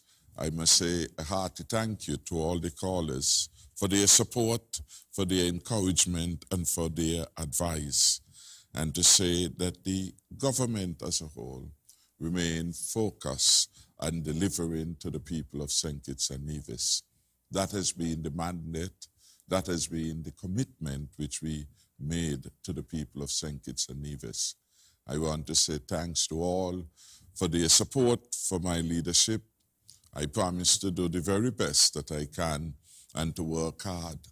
Over the last several, well, I should say years, since the election of 2020, the major challenge confronting all of us and confronting the world has been, how do we get out of the shadow of the COVID-19 pandemic? It is well written and well known that St. Kitts and Nevis, as the smallest or one of the smallest countries in the Western Hemisphere, has done excellently in the management of COVID-19. We went into the pandemic with one of the best fiscal balances in the entire hemisphere. And that commendation has come from the IMF, the World Bank, CDB, etc. And that allowed us to do many things to respond to the pandemic in compassionate ways that no other government in our region has been able to do. We have hitherto provided some 3 stimulus packages to support our people who continue to be negatively affected by the pandemic, by significant loss in their earnings. Even as we speak, we started, I think, last month, a new stimulus round, which would provide $1,000 a month for those who continue to be unemployed, according to the records of the Social Security. We expanded the fuel support beyond the bus operators to the qualified taxi or certified taxi operators. So we continue to do good, and we continue to be sensitive to the fact that the COVID-19 brought families under pressure. And that is why we remembered last year and for 6 months provided an income support to those households with someone who was differently abled. Again, because that situation brings special challenges, special needs into focus, and our government responded in the appropriate way. We will continue to do so, and we will continue to focus on the people, their needs, their aspirations, and the role of the government in delivering to the people will loom forever large. I want to thank the person who presented the view that the country is running good. And we know that the country has been running good for a very long time. And we want that to continue. It will require a cabinet that is focused on the people's agenda, focus and hard work, focus and discipline for the people of St. Kitts and Nevis to be able to benefit in the manner that they deserve. Finally, with respect to the issue of gender equality, which is the main topic of conversation tonight, I am happy that we can say, as citizens of St. Kitts and Nevis, that the problem of gender inequality is not as pronounced in St. Kitts and Nevis as it is in other countries of the world. We have come a long way. Women are the equal participant in all areas of socioeconomic life, political life. We see it represented today, even tonight, on the panel. Women are able to reach their goals and their potential. We have Jackie Bryant, our moderator.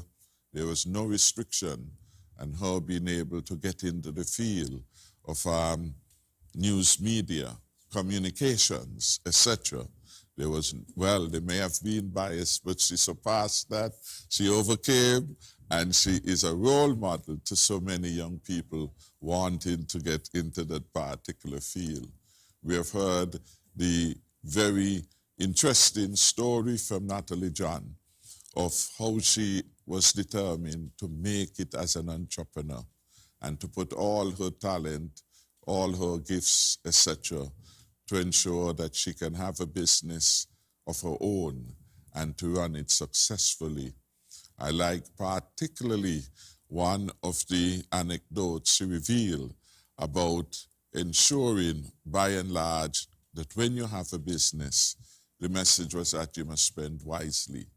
And so she would not take the dollar out of the business, remembering that basically sales really are not profits. And at times persons in business do not make the distinction. So you are selling, you have to deduct your cost of sales to get to your gross profit. And then all the other expenses have to be deducted before you have real profit. Sometimes we get confused, we focus only on revenue. The truth is revenue can only come by efforts, and those efforts are in fact classified as expenses when they are monetized. So we can't look at one half. In accounting, we tend to say we have the debit side and the credit side. So you have the inflows, you also have to look at the outflows if you are going to be successful in managing. So again, I want to thank Natalie. I want to thank Mrs. Bass for sharing her experience generally about life and your own experiences across a variety of business and your career path. I believe all the conversations that we have had and the expressions of confidence by our people is an indication of how far we have come. I must, of course, commend my colleague, our deputy leader of the People's Labour Party, the first elected female representative for the people of West Barstow for her own career path or career goals. And it says to us that once persons are willing to take a risk, manage the risk, and find support from others in the community, they certainly can succeed. I remember when we started the campaign, several doubted whether West Barstow could move. West Barstow moved, and we give God the glory, because she was prepared to do the hard work. She was prepared to overcome some of the negatives that were being said, and the stumbling blocks, she made them stepping stones. So again, my heartiest congratulations, not just to her, but more particularly the people of West Barstow who listened, who understand the urgency of the mission, and who gave us a wonderful outcome. As one who had actively been involved in that campaign, from the bottom of my heart, I want again to express my congratulations and my debt of gratitude to the people of West Barstow, as I do to all the people of St. Kitts and Nevis. Thank you again, Madam Moderator, for so ably presiding over another informative edition of Leadership Matters. May God bless you and bless our country. And thank you, Mr. Prime Minister. I'm leaving here tonight all geared up and ready to go. I don't even know if I'm going to sleep. I'm probably going to find some way to try and match these other women and get on a program or sign up with the BPW or something. I feel like I have to do something. But you're right, there was some bias when I started working in media, unfortunately. It was still around at the time. I started out in media many moons ago. And not only as a woman, but as a young person. You had to work really hard to get the respect, unfortunately. But with the right support, my back was broadened. And I'm happy to see so many women now working in so many areas of media and communication. Allow me to use this opportunity to big up Scotticia, who's an integral part of the technical team here at ZIZ. So it's always good to see young people, young women working to pursue their dreams. And congratulations to all the women who have been and are going to be honored, awarded, and celebrated this month. I really appreciated learning from our remarkable panelists this evening. I hope their stories have inspired and motivated you. I've worked with youth for many years, so I think it's particularly important for young women and girls to know that access to opportunities is neither dependent on or constrained by your sex, as stated by the United Nations Agency for Sexual and Reproductive Health. So we are working today, tomorrow, and forever to achieve a world in which if you can dream it, you can achieve it. And hopefully these women have showed you tonight that despite the biases that might still exist, that we're working to break, that you still have an opportunity to realize your dreams and goals. So having said that, thank you to everyone who participated and made this program what it is. We really appreciate you joining us here on Leadership Matters when it's aired regularly every month, and we hope that you join us next time. Take care. They had it, folks, on our edition of Leadership Matters here on FM 98.9. We now head back to our regular programming. Found the sound.